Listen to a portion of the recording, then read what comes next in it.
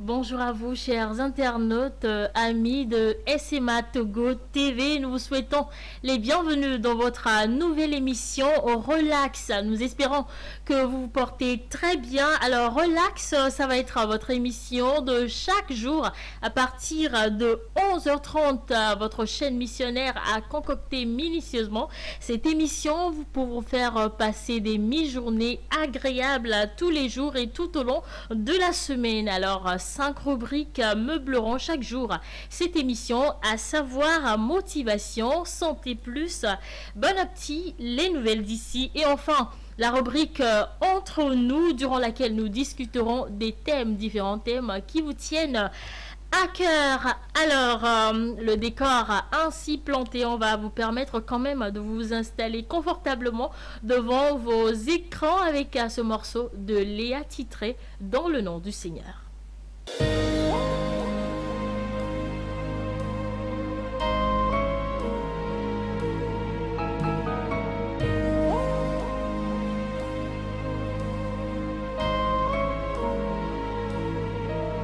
Des foules ont rempli cette allée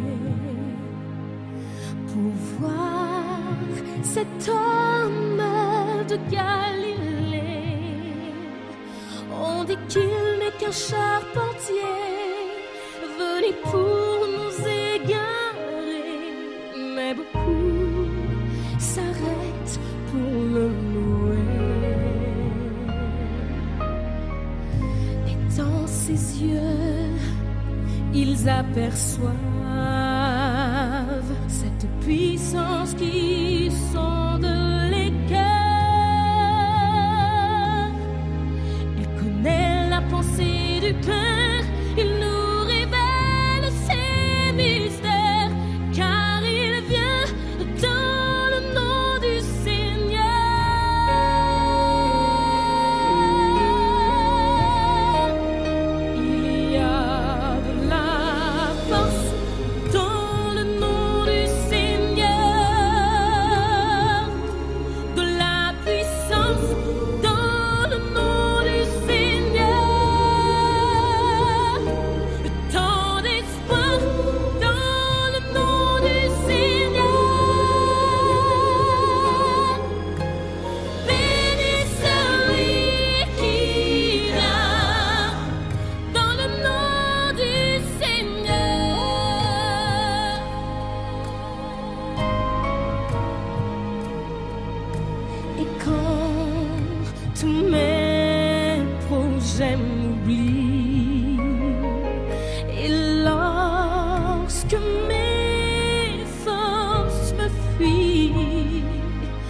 Quand je n'ai plus d'autre choix que dépendre de toi et de la puissance de ton nom.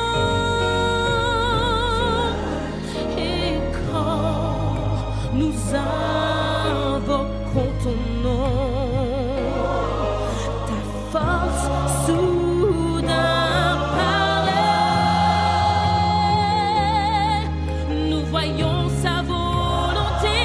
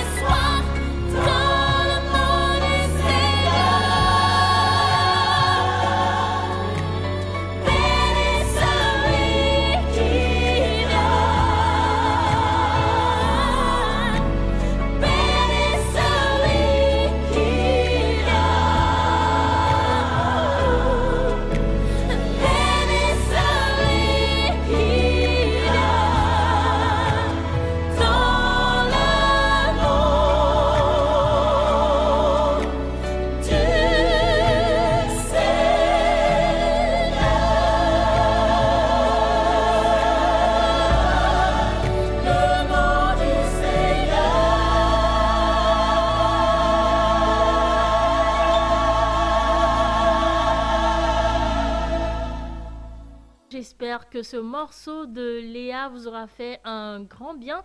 Et bien, avant de poursuivre cette émission, et bien, je vous rappelle que je ne serai pas la seule à l'animer, oui. Je serai accompagnée du père Odilon et de la sœur Hélène. Eh bien, ils ont beaucoup de choses à vous dire.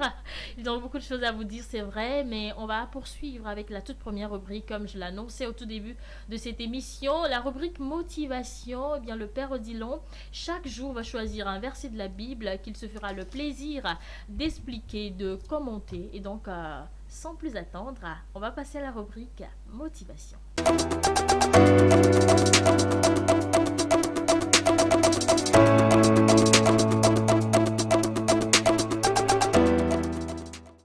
Père Odilon. Bonjour. L'annoncer tout à l'heure, je sais que tu as beaucoup de choses pour nous. Je sais qu'aujourd'hui, on sera encore ressourcés avec la parole de Dieu. Donc, je ne vais pas monopoliser la parole. Je vais prendre la parole pour que vous puissiez dire à nous et aux téléspectateurs ce que vous avez préparé pour nous. Merci. C'était un samedi soir de l'année 2013. Un jour inoubliable pour moi qui est resté gravé dans ma mémoire. Nous avons reçu dans la maison de formation notre supérieur général qui est arrivé de Rome pour nous rendre visite. Et pour pouvoir amuser la galerie, il y a une soirée récréative qui a été organisée où les étudiants passaient prester pendant quelques minutes. Et tout de suite, je me suis rappelé de mes petites astuces de magie, de tours de magie que j'aimais beaucoup faire. Et pourtant, je ne m'étais pas préparé à cette occasion. Et je me suis filé au magasin pour chercher quelques cordes et quelques objets pour la prestidigitation. Et après quelques moments, mon nom se trouvait sur la liste. Et mon tour étant venu, on m'a appelé. Je suis allé au milieu et j'ai demandé à tout le monde d'applaudir. Parce que les vraies choses, les belles choses vont commencer avec ma présence. Et le supérieur aussi a applaudi. Et là, j'ai commencé mon tour de magie. Et je l'ai commencé en même temps. J'attends une voix douce qui disait au supérieur: je connais ce tour de magie. Regarde sa main. Il va tourner la corde comme cela. Et dès que j'ai entendu ça, déconcentration. Déconcentration totale. J'ai commencé à mélanger les pédales. Je ne me rappelle plus de l'astuce. Je l'ai oublié. Et j'ai raté mon premier tour de magie. J'étais obligé de le reprendre. J'ai repris, j'ai raté. J'ai fait ça 3 fois et je l'ai raté. Et j'avais honte. J'ai commencé à faire autre chose. Et quand j'avais honte, eux tous applaudissaient pour m'encourager. J'ai essayé 2 autres tours de magie, tout tremblant. J'imagine. Tout tremblant, et je les ai ratés aussi. Je vous dis, je les ai ratés. Et là, c'est comme si le sol allait se fendre en deux pour que je disparaisse. Et tout ça là parce que je ne me suis pas préparé. Alors, le thème de motivation de ce jour, c'est la préparation avant toute chose. Elle est très importante. Et il y a un auteur du nom de Michel Aguiar qui dit ceci: celui qui néglige de se préparer doit se préparer à être négligé. Et là, nous trouvons 2 mots qui sont et qui reviennent l'un après l'autre. C'est la négligence et la préparation. Et d'abord, quand on prend le premier, celui qui néglige de se préparer. Alors, celui qui bafoue la préparation, qui ne prend pas le temps de se préparer, avant toute décision ou toute action, doit se préparer à être quoi? À être bafoué. À un échec total. Mais, oui, ça va de soi, voilà. Alors, pour toute bonne action, il faut quoi? Une préparation au préalable. Et c'est pour cela que, pour nous chrétiens, c'est très important se préparer avant de prendre un engagement, ou bien se préparer avant de poser une bonne action. Et lorsque nous allons le lier à la vie de Jésus, lorsqu'on parle de la préparation, c'est comme un temps de formation, ou bien d'exercice spirituel intense, qui est symbolisé surtout dans la Bible par le symbole 40, le chiffre 40. Oui, cela désigne un temps de préparation. Et nous allons le voir, raison pour laquelle nous allons voir les fils d'Israël vont passer 40 ans au désert, un temps de formation avant la terre promise. Oui. Jésus, avant de s'engager dans son ministère public, va passer combien de jours? 40 jours et nuits à jeûner et à prier. Avant de choisir ses disciples, il va prier. Donc, ainsi de suite, nous l'avons dans la Bible. Alors, il y a toujours, même dans la Bible, un temps de prière, un temps de préparation. Et bien, pour Jésus, il se prépare avant de poser une action, surtout une grande action. Et rappelle-toi, avant de commencer même sa passion, il était allé sur le mont Olivier, il a prié, il s'est préparé. C'était intense avant de s'engager sur ce chemin qui nous a valu quoi? Le salut. Oui, le salut. Et pour nous chrétiens, c'est indispensable. On doit se préparer. On ne doit pas faire les choses par coup de tête ou bien parce que j'ai la sensation, alors je m'engage. Non, ce sera un échec lamentable. Même si on espère. Même si on espère, ce sera un échec pour nous. Raison pour laquelle le temps de préparation est très crucial. Et ça peut paraître des fois long et douloureux. Parce que, regarde Jésus au désert. Il était très fatigué parce qu'il a jeûné, il a prié. Et après, il a été tenté par le diable. Les fils d'Israël au désert pendant ces 40 ans. Vous voyez ce qu'ils ont subi. Et ils ont commencé à un moment même à recriminer contre Dieu. Ah, pourquoi tu nous as fait sortir en Égypte, on mangeait les concombres, et voilà, c'était mieux les oignons. Donc c'était douloureux. Mais lorsqu'ils sont arrivés sur la terre promise, c'est beau. Donc voilà, le temps de préparation peut paraître long et douloureux, mais à la fin, les fruits que cela donne sont des fruits de joie, de réussite véritable. Alors, pour toute chose, des projets de vie, des grandes décisions, prépare-toi. Évalue les pour et les contre et prie. Surtout ça, il faut prier. Ne fais rien par coup de tête ou improvisation. Écris ton histoire avec Dieu. Dieu dans la barre, restez motivé. Merci beaucoup, mon père, parce que je ne sais pas, mais vos paroles m'ont touché particulièrement. Parfois, on pense qu'on est en retard. Parfois, on pense que non, on devrait être à ce niveau aujourd'hui, on ne l'est pas. Mais le temps de préparation, comme vous l'avez dit, ça peut prendre du temps. Ça peut prendre du temps. Les gens ont fait 40 ans, 40 nuits, 40 jours. Ça peut prendre du temps. L'essentiel est de bien se préparer et pour avoir du succès dans ce que nous entreprenons. Voilà. Merci beaucoup au père Odilon. J'espère que vous avez été également requinqué par ce message de motivation. Alors, toujours dans cette émission, votre bien-être, votre santé nous importe. C'est pour cela que nous avons préparé une rubrique spécialement pour vous donner des conseils, des astuces sur comment prendre soin de votre corps, de votre esprit et de votre âme. Dans Santé Plus aujourd'hui, on va parler des signes précurseurs de l'AVC. Ça va se faire juste après le jingle.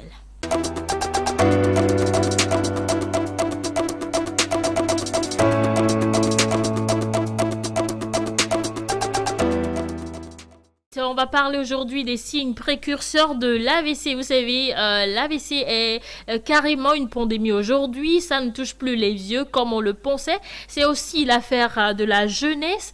Et plusieurs personnes en sont conscientes, mais sont tout de même surprises par les signes. Parce que nous ne savons pas comment ça se manifeste. Tandis qu'une maladie ne tombe pas tout d'un coup. Ça va faire peut-être 3 jours, 4 jours que vous ressentez des choses. Mais puisque vous ne savez pas les détecter, eh bien vous ne savez pas comment prendre soin de vous jusqu'au jour où vous tombez malade et que vous êtes alité. Alors aujourd'hui, on va apprendre à détecter ces petits signes qui font que, eh bien, lorsque ces signes arrivent, il faut courir à l'hôpital pour se faire consulter, pour ne pas être surprise par la maladie. Alors, disons qu'au rang de ces signes, il y a une faiblesse d'un seul côté de votre corps. Quand vous ressentez une faiblesse d'un côté de votre corps, eh bien, commencez déjà par vous inquiéter un tout petit peu. Il y a également un engourdissement ou un fourmillement au niveau du visage, dans le bras ou dans les jambes. Une difficulté à parler ou à comprendre ce qui se dit autour de vous par les autres. Des troubles de la vue comme une vision double ou l'incapacité de voir surtout d'un œil. Des étourdissements comme la perte d'équilibre, surtout si vous présentez également d'autres signes. Eh bien, restez toujours attentif à vous-même et si vous remarquez l'un de ces signes ou ces signes dans leur ensemble, eh bien rendez-vous tout de suite à l'hôpital. Il ne faut pas se dire que donc, ça va, je vais me reposer un peu et ça va aller. Non, c'est ce qu'on se dit. Et ça s'aggrave avant qu'on ne se rende compte. Il est parfois trop tard. J'espère que ça ne nous arrivera pas. Si vous êtes fidèle à cette émission, je suis sûre que ça ne vous arrivera pas.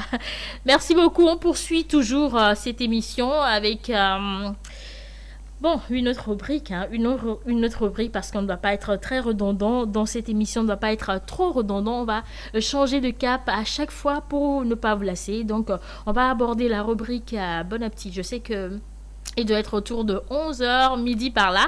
Et à cette heure, si vous ne mangez pas, eh bien, vous êtes en train de vous préparer à manger. Je sais que choisir des repas chaque jour, C'est pas aisé, surtout pour ne pas tomber dans la monotonie. Donc, restez fidèles toujours à cette émission et vous aurez des idées de recettes tous les jours. Aujourd'hui, nous allons apprendre ou redécouvrir recettes que vous aimez tous, mais que certains d'entre vous, comme moi, on n'a pas mangé. Ça fait 2 ans. Ça s'appelle le beberegou ou ma soeur, tu me prêtes un mot aujourd'hui là. Pia kakaya. Ah, moi je ne peux pas répéter ça. Hein. Non, c'est le pédigaou, comme on le dit communément en gain ou à Milan. Donc, juste après le générique ou bien le jingle, on va passer à la recette.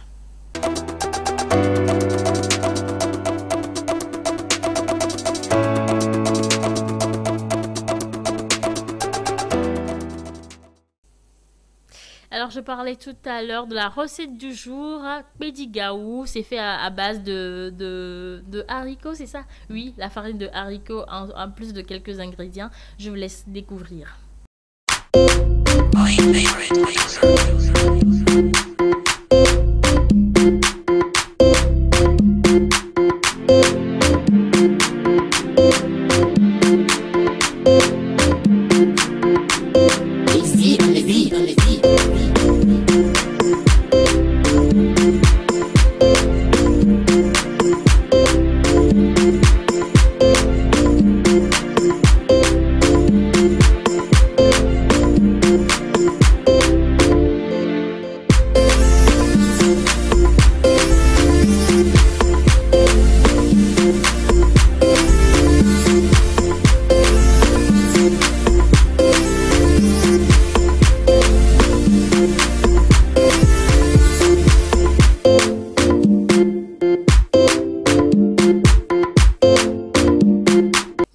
Alors, c'est une recette très courte, mais vous savez, c'est pas compliqué. Donc, je suis sûre que vous avez bien suivi et que vous pouvez reproduire ça chez vous, dans votre cuisine, tout tranquillement.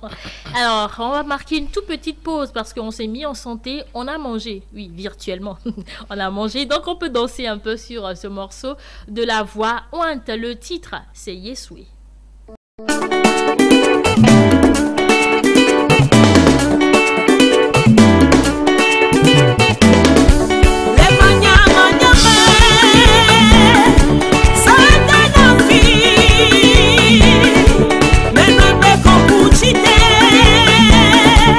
Hey,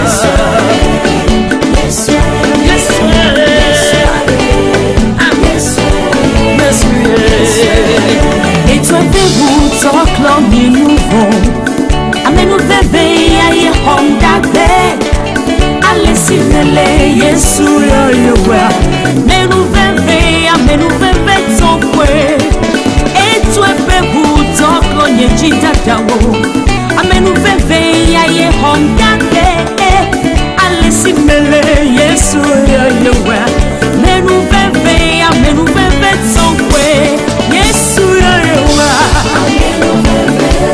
eshata ya yewa Ibo ya ye wanama Elohim ya we Sifolio netine ya Sifolio netine Neti papa Neti Ya bobo de chilo Ya bobo de chia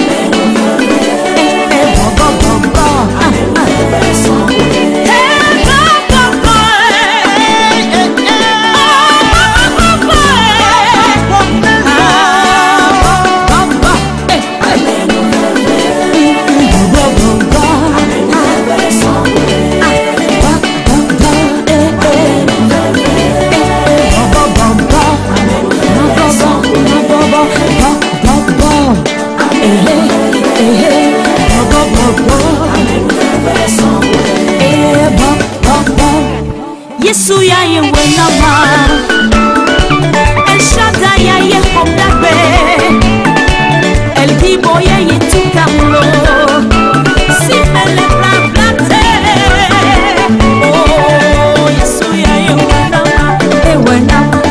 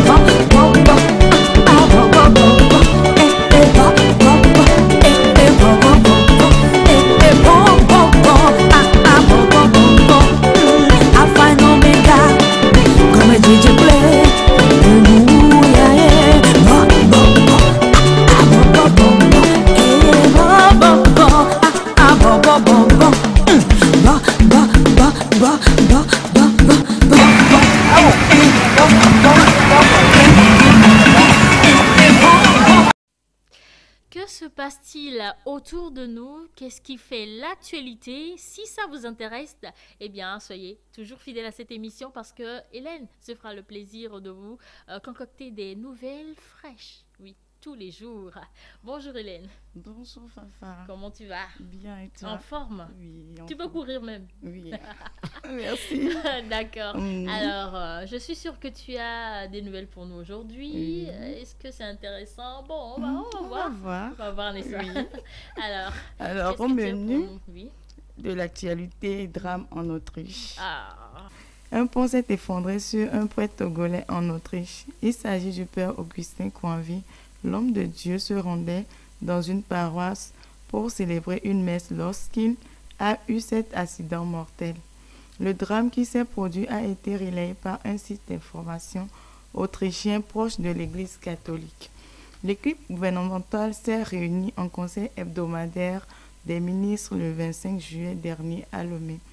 Au cours de ce conseil, 4 communications ont été entendues respectivement sur le bilan de l'année scolaire qui vient de s'achever, la décentralisation des procédures et services publics, le projet de réorganisation du transport public urbain de personnes et enfin le développement des fermes modèles par le mécanisme incitatif de financement agricole fondé sur le partage des risques.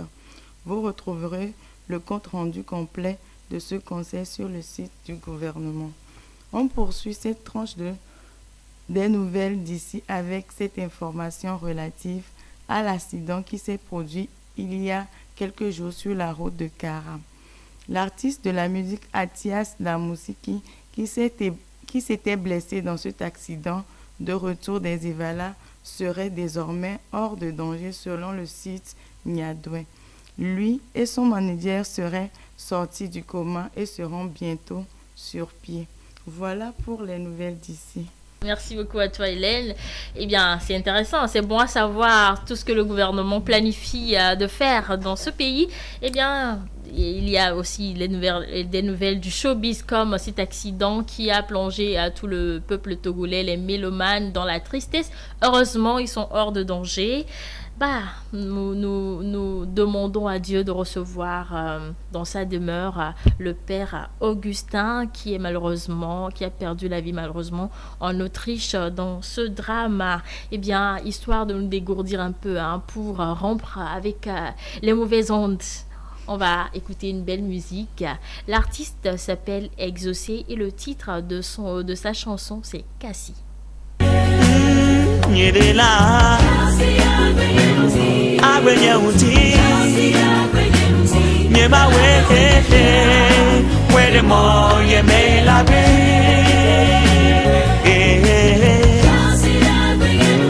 Agbenye uti Nyema wede mo yeme labe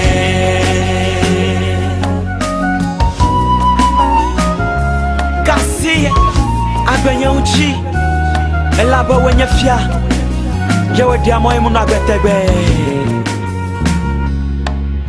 I need you from the bottom of my heart I need you in my whole life All alone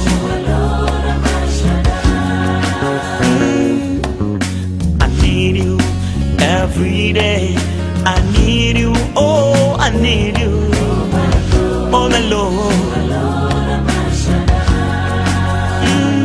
Oh my Lord, all my life now. Oh my Lord, you allow that I need. Put your hands down.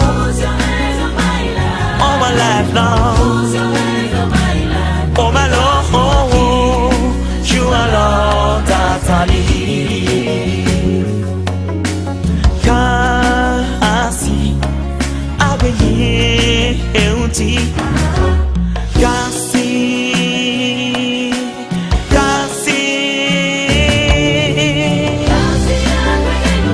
Agbenye uti Nyema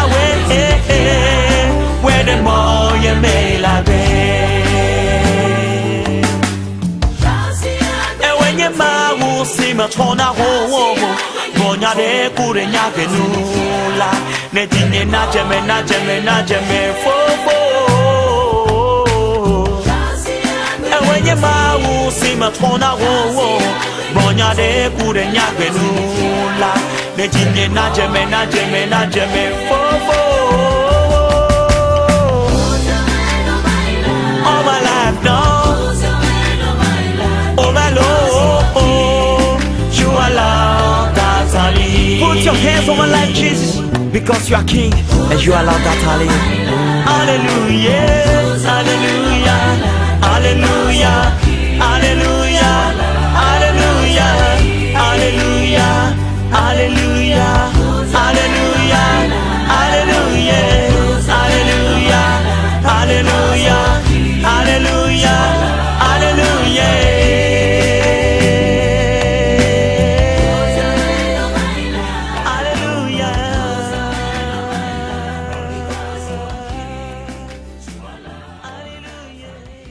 Nous sommes toujours dans votre émission Relax, comme je l'annonçais au tout début. Et on va aborder un thème aujourd'hui dans la rubrique Entre nous. Entre nous, aujourd'hui, nous parlerons de la prière. On veut tout savoir sur comment prier pour se faire exaucer. Et par chance, puisque le Père Odilon est sur ce plateau avec nous, eh bien, il va nous servir de cobaye, tout simplement. Il va répondre à n'importe quelle question que nous allons lui poser. Je vais me mettre dans votre peau, chers téléspectateurs. Je vais lui demander tout ce qu'il faut savoir sur la prière. Alors, restez attentifs. Jingle.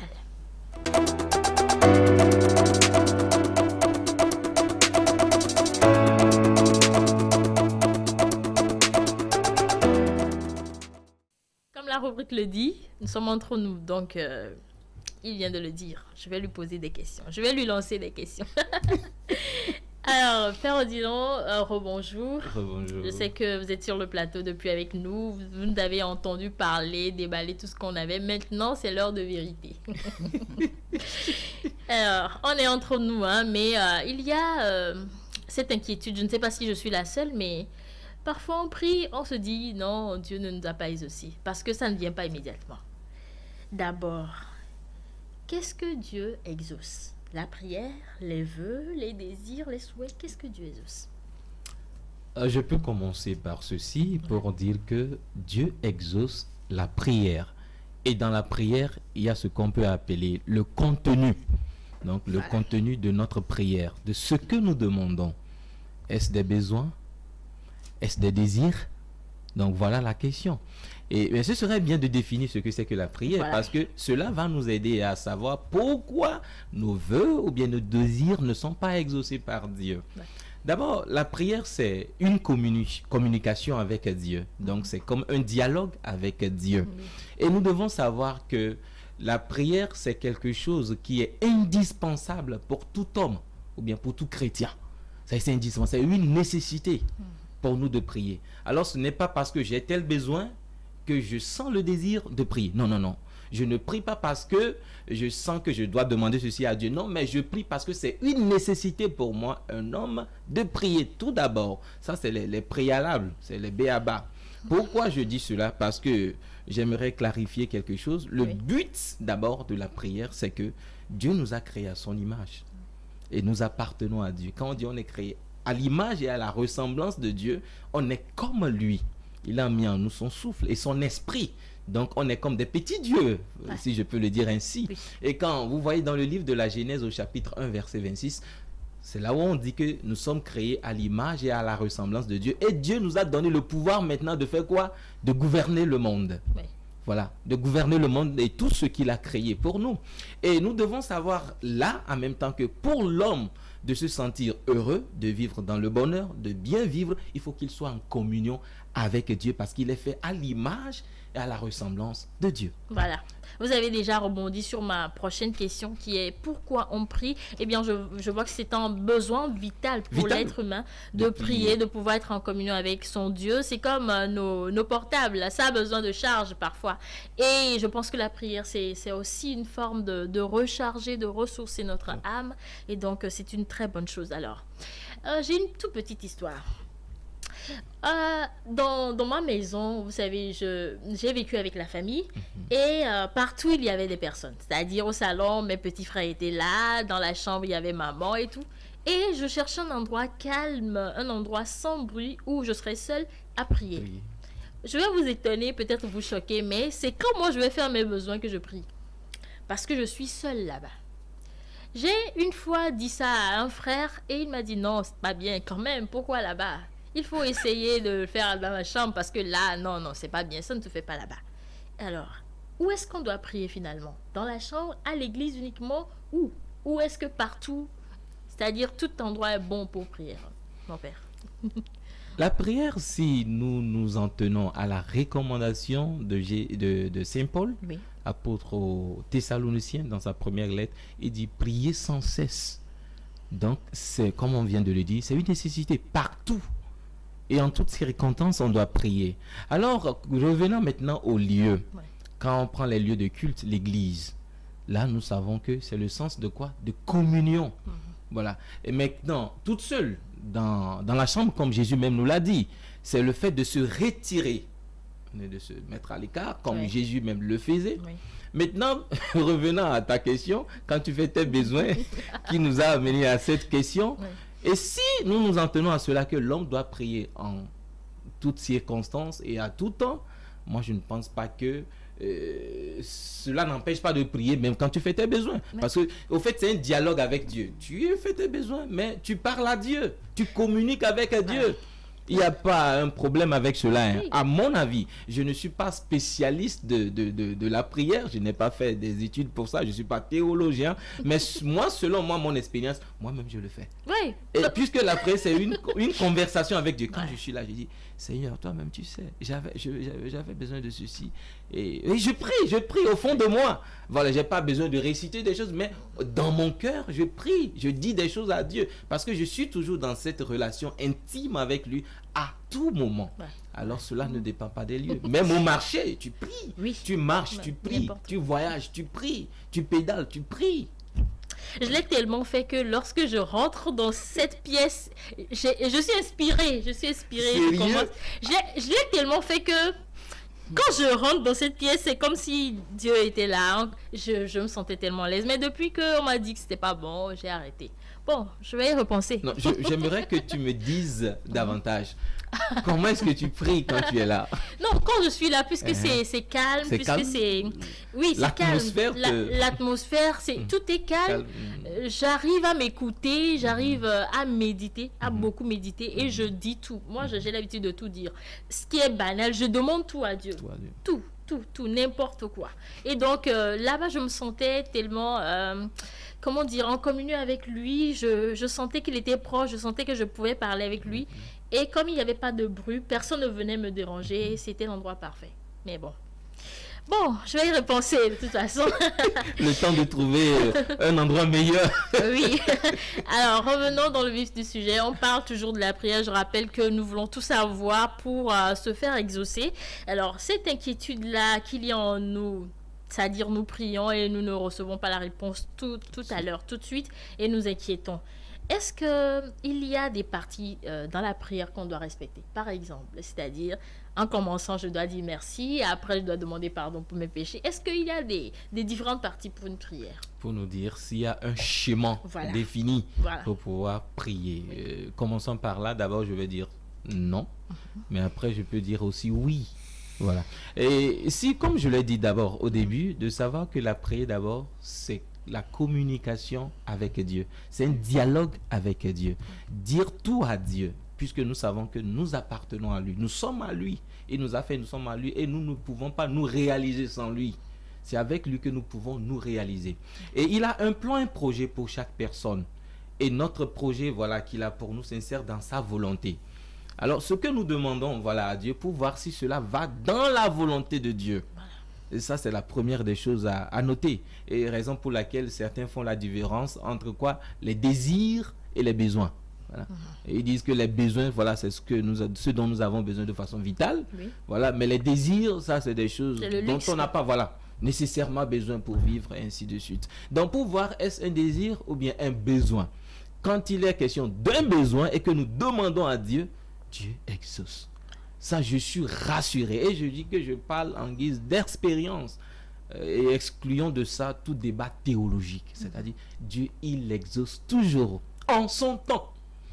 Et il faut préciser cela. Le temps de Dieu. Le temps de Dieu n'est pas le temps de Dieu. On peut aller encore plus loin. Je sais que les questions vont venir. On va essayer de voir. C'est quoi le temps de Dieu? Voilà. On arrivera là. Le temps de Dieu. Le temps de Dieu. Je veux rebondir immédiatement sur ça parce que j'ai l'habitude de m'imaginer que pour moi... un an, peut-être c'est un jour chez Dieu. Donc, si Dieu veut faire une semaine pour me répondre, ça veut dire que ça va faire 5 ans pour moi. C'est grave dans ce cas, mon père.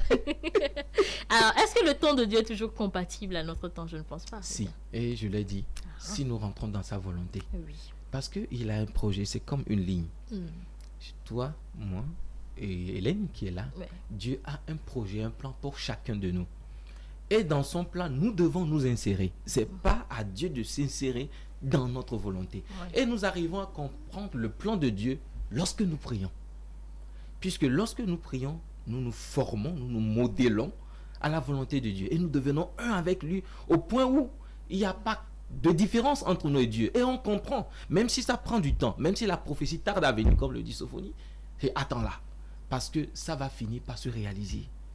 Et c'est pour cela que Jésus va le dire. Hein. Il dit dans l'évangile du dimanche dernier de Saint Luc au chapitre 11, il a dit, voilà, il dit tout ce que nous demandons à Dieu, il nous le donne. Il dit si nous les hommes, à travers une parabole qu'il a donnée, où il dit si nous les hommes qui sont mauvais, pour dire imparfaits, voilà, parce que nous le savons, nous savons donner de bonnes choses à nos enfants. Combien plus notre Père céleste donnera quoi? Le Saint-Esprit à ceux qui le lui demandent. Et ça, c'est fort. Pour dire que lorsque nous adressons à un besoin à Dieu, qui intercède pour nous? L'Esprit. Puisque c'est la communication des esprits. Dieu a mis en nous son esprit. Et nous vivons de l'Esprit de Dieu. Nous prions Dieu en esprit. Il est invisible. Vous voyez? Donc, lorsqu'on prie, c'est l'Esprit Saint qui intercède pour nous. Et en réponse à notre demande, il sait mieux ce dont nous avons besoin. Vous voyez, nous demandons aujourd'hui, ah Seigneur, donne-moi ceci, j'ai besoin de ceci, et je m'applique, je le veux. Mais est-ce que ça rentre dans la volonté de Dieu? Et c'est ainsi que l'Esprit intercède pour toi, et tu vas le recevoir. Et si ça va tarder même à travers cet esprit, on a les fruits de l'Esprit, la patience, la persévérance que tu vas nous donner, qui sont les fruits de l'Esprit. Et nous allons recevoir le Saint-Esprit, comme Jésus l'a dit, en réponse à notre demande qui va tarder, afin que tu puisses faire quoi? Patienter. Mon père, vous parlez tellement bien de ça. Je me dis que, bon, c'est parce que vous êtes prêtre. Hein. Est-ce que les nouveaux-nés, là, comme nous, là, c'est-à-dire, il faut arriver peut-être à un niveau donné pour pouvoir comprendre la volonté de Dieu, faire cette communion avec lui, pour savoir attendre, parce que je pense que l'impatience vient de... C'est-à-dire, des bébés que nous sommes dans... C'est pas... Dans la foi. Est-ce que je vais dire des bébés? Peut-être c'est lié à ça aussi. Et raison pour laquelle, vous voyez, la prière, ça va de pair avec la foi. Avec la foi. Parce que c'est les deux, hein, c'est les deux qui cheminent. C'est l'expression de notre foi, au fait. Et quand on parle de la foi, il y a en même temps l'espérance et la persévérance. Et lorsque je sais, tu viens à te rendre compte que toi, étant un être créé par Dieu, Dieu a un projet pour toi particulier. Il nous aime de façon générale, mais il nous aime particulièrement. Il a un projet pour toi, toi qui es fait à l'image et à sa ressemblance, et que tu dois rentrer dans sa volonté et grandir dans cette volonté. Tu ne peux pas ne pas attendre le temps de Dieu. Mais c'est lorsque nous sommes là, nous sommes, comme on le voit aujourd'hui, des chrétiens sensationnels. C'est-à-dire, on est poussé par le sensationnel, avoir ce dont nous avons besoin aujourd'hui. Et certains viennent, je prie, ou bien je veux aller à l'église, c'est parce que j'ai besoin de Marie. Je prie parce que j'ai besoin de mon bac. Donc, au fait, c'est ça c'est la cible. Et pourtant, oubliant que la prière, au fait, c'est une nécessité pour tout homme. Et tout cela, toutes ces choses dont je viens de mentionner, rentrent dans quoi? Dans ce projet que tu as. Tu vois? Donc, ça rentre dans ce projet. Mais si tu viens, je prie, Dieu, donne-moi une femme. Si tu ne me donnes pas la femme, voilà, je sais que tu n'existes pas, je ne crois plus en toi. Non, ça ne marche pas comme ça. C'est pas par baguette magique. Non. Donc voilà ma réponse. Alors, on est appelé véritablement à grandir. Même quand on est des bébés, mais il faut grandir dans la foi.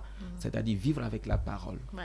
Alors oui, on va grandir. Mais pour le moment, bon, oui, on apprend à grandir. Mais mon père, parfois j'entends des choses, je ne sais pas si c'est vrai ou pas. On nous dit qu'il y a peut-être...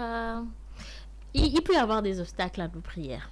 C'est-à-dire des choses qui peuvent se produire pour que notre prière ne monte pas directement vers Dieu, même si parfois on nous dit que Dieu est à côté de nous et que la prière n'a pas forcément besoin de traverser les nuages pour aller vers Dieu.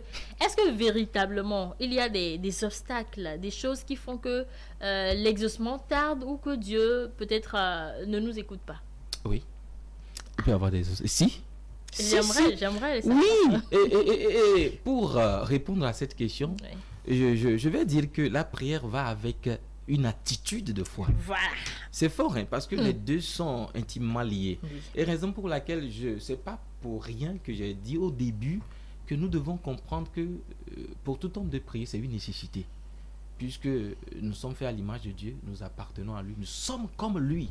Alors c'est une nécessité vitale pour nous de prier. C'est comme le poisson. Quand tu sors le poisson de l'eau, ça fait quoi? Il manque de souffle. C'est son environnement, l'eau. Il manque de souffle. Voilà. Et pour nous, notre environnement, c'est Dieu. Voilà. Sorti de cet environnement, on n'est plus rien. On ne peut plus se réaliser. Et pour tout homme, c'est-à-dire, ce canal par lequel nous devons vivre dans cet environnement divin, c'est quoi? C'est d'être connecté à Dieu qui est la prière. Et pour revenir à ta question, j'aimerais d'abord rappeler cela parce que je l'ai dit, j'ai dit que c'est une nécessité. C'est-à-dire pour tout homme de prier. Vital. Et raison pour laquelle, si nous comprenons cela très bien, nous devons savoir que quand tu n'es pas dans des attitudes requises, cela peut consister même un obstacle. Je peux prendre l'exemple d'un péché. Je peux prendre le cas d'un péché. Ou bien le cas d'une personne. Toi, tu demandes un enfant. Tu dis, Seigneur, donne-moi un enfant. J'ai besoin d'un enfant. Au même moment, te voilà qui est en train de maltraiter l'enfant de l'autre. Ça, je donne des exemples. Hein. Oui. Tu maltraites, tu vois un enfant, tu le maltraites, tu l'insultes. Tu fais de n'importe quoi. Tu n'as pas de l'amour pour un enfant. Et pourtant, tu dis, Seigneur, donne-moi un enfant. Quelles sont tes attitudes?